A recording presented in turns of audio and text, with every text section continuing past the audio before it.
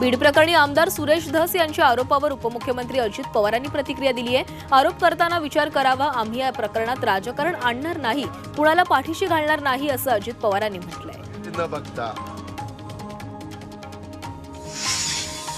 बीडमधील संतोष देशमुख हत्या प्रकरणावरून आदित्य ठाकरेंनी सरकारवर सवाल उपस्थित केलेत। सरकार बीडमधील आरोपींना का वाचवतंय असा सवाल आदित्य ठाकरेंनी केलाय।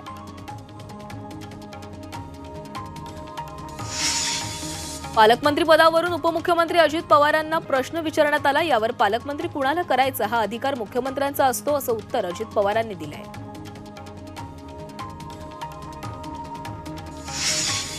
बीडच्या परळीत गेल्या वर्षभरात 109 मृत्यू झाल्याप्रकरणी आमदार सुरेश धस यांनी प्रतिक्रिया दिली आहे।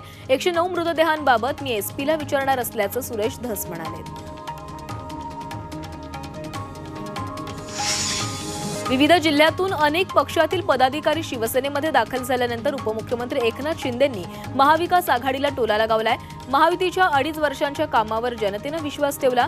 दरम्यान विधानसभा तो झाकी है, अभी महापालिका बाकी है असा टोला एकनाथ शिंदेंनी लगावला।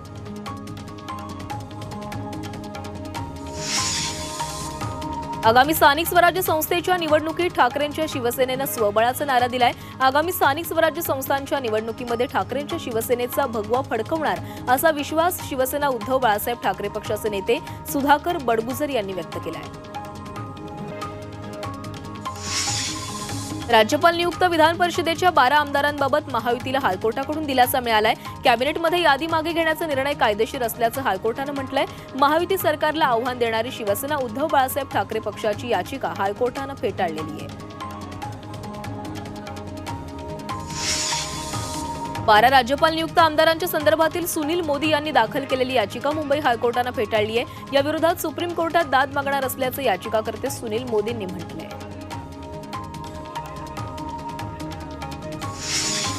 12 आमदारांच्या याचिकेवर एकनाथ शिंदेंनी महाविकास आघाडीला लक्ष केलंय। विधानसभा निवडणुकीत महायुतीचे 232 आमदार आलेले आहेत।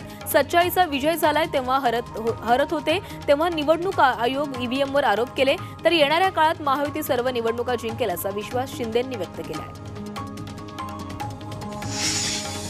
उद्धव ठाकरे आणि आदित्य ठाकरे लाचार बनून फडणवीसांची सारखी भेट घेत आहेत अशी टीका शिवसेना प्रवक्ते राजू वाघमारे यांनी ठाकरे आणि फडणवीस भेटीवर केली आहे। मतदारसंघातील कामांसाठी आदित्य ठाकरेंनी फडणवीसांची भेट घेतली। या भेटीमध्ये काही गैर नाही अशी प्रतिक्रिया शिवसेना उद्धव बाळासाहेब ठाकरे पक्षाचे नेते विनायक राऊतांनी दिली आहे। आदित्य ठाकरेंनी पुन्हा मुख्यमंत्री फडणवीसांची भेट घेतली, यावर ते बोलत होते। उपमुख्यमंत्री एकनाथ शिंदेंनी उद्धव ठाकरेंवर टीका केलेली आहे, ज्यांनी बाळासाहेबांच्या विचारांची प्रतारणा केली। स्वतःच्या स्वार्थासाठी बाळासाहेबांचे विचार सोडले, त्यांना लोकांनी विधानसभेत धडा शिकवला अशी टीका शिंदेंनी केली आहे।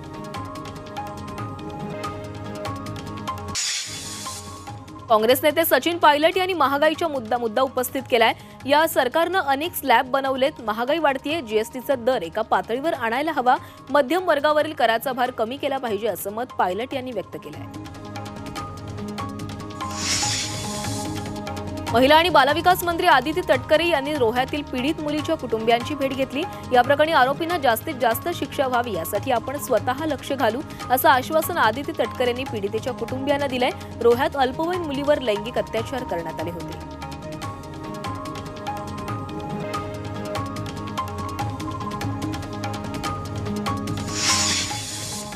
शिवसेना उद्धव बाळासाहेब ठाकरे पक्षाच्या नेत्यांनी मध्य रेल्वेच्या जीएम यांना भेटून कोकणामध्ये दिव्यापेक्षा दादर येथून गाड्या सोडण्याची विनंती केली आहे। 1996 पासून दादर ते रत्नागिरी आणि दादर ते सावंतवाडी पॅसेंजर ट्रेन सुरू होत्या, पण कोरोना काळात या बंद करण्यात आलेल्या आहेत। मुंबईत आलिशान घरांची विक्री झाली। 2024 या वर्षात देशात गृहविक्रीमध्ये मुंबईनं पहिलं स्थान पटकावलंय। या 52 घरांच्या विक्रीतून तब्बल 4754 कोटींची उलाढाल झाली आहे। छत्रपती शिवाजी महाराज महाविद्यालयात 20व्या जागतिक मराठी संमेलनाचा उद्घाटन सोहळा पार पडणार आहे। सातारा जागतिक मराठी अकादमी आणि रयत शिक्षण संस्थेच्या वतीनं हा सोहळा होणार आहे। शरद पवार, आशिष शेलार, उदय सामंत, शिवेंद्रराजे भोसले यांच्या हस्ते या सोहळ्याचं उद्घाटन करण्यात येईल। 12वीच्या विद्यार्थ्यांना आजपासून परीक्षेचं हॉल तिकीट दिलं जाणार आहे, तर हे हॉल तिकीट ऑनलाईन पद्धतीनं www.mahahscboard.in या संकेतस्थळावरून विद्यार्थ्यांना डाउनलोड करता येणार आहे। मुंबईच्या अनेक भागातील हवेची नोंद ही वाईट ते अतिवाईट श्रेणीमध्ये नोंदवण्यात आली आहे। तर नोव्हेंबर आणि डिसेंबर या कालावधीतील मुंबईतील हवेत धुलीकणांमध्ये वाढ झाली आहे। त्यामुळे धुळीवर नियंत्रण आणण्यासाठी उपायांची कठोर अंमलबजावणी करण्याचं वातावरण फाउंडेशननं सूचित केलं आहे। पिंपरी ते स्वारगेट या मेट्रो मार्गावर प्रवाशांची संख्या वाढली आहे। नववर्षाच्या सुरुवातीलाच मेट्रोच्या प्रवाशांची संख्या ही 5 लाखांवर गेली आहे। तर गेल्या 7 दिवसात मेट्रोचं उत्पन्न 58 लाखांवर पोहोचलंय। ताडोबा अंधारी व्याघ्र प्रकल्पात चंद्रपूरकरांसाठी स्वस्त दरात टायगर सफारी व्हावी यासाठी निर्णय घ्या अशी सूचना वनमंत्री गणेश नाईक यांनी अधिकाऱ्यांना दिली आहे। वनमंत्री पदाचा कार्यभार स्वीकारल्यानंतर वनविभागाच्या आयोजित कार्यशाळेला त्यांनी उपस्थिती लावली।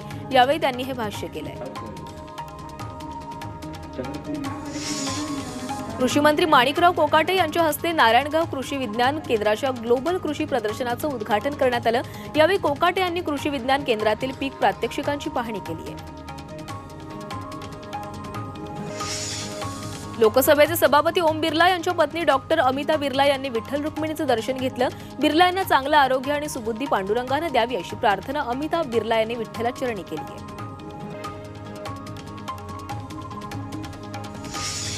जालन्यातील नाफेडच्या खरेदी केंद्रावरील सोयाबीन खरेदी सध्या ठप्प झाली आहे। बारदाना संपल्यानंतर नाफेडला तुर्तास सोयाबीन खरेदी बंद करावी लागली आहे। 1600 शेतकऱ्यांकडून नाफेडनं सोयाबीन खरेदी केली आहे। तर 2900 शेतकऱ्यांची सोयाबीन खरेदी अजूनही बारदाना अभावी रखडली आहे।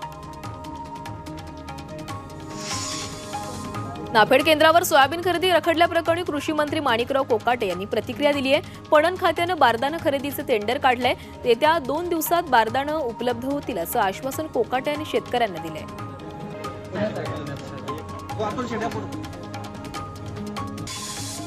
सरपंच संतोष देशमुख आणि सोमनाथ सूर्यवंशी यांच्या हत्येच्या निषेधार्थ पिंपरी चिंचवडमध्ये तहसील कार्यालयावर निषेध मोर्चा काढण्यात आला। या मोर्चामध्ये मराठा क्रांती मोर्चा आणि आंबेडकरवादी संघटनांनी सहभाग घेतला। दोन्ही घटनेतील आरोपींना तात्काळ शिक्षा करावी अशी मागणी यावेळी करण्यात आली।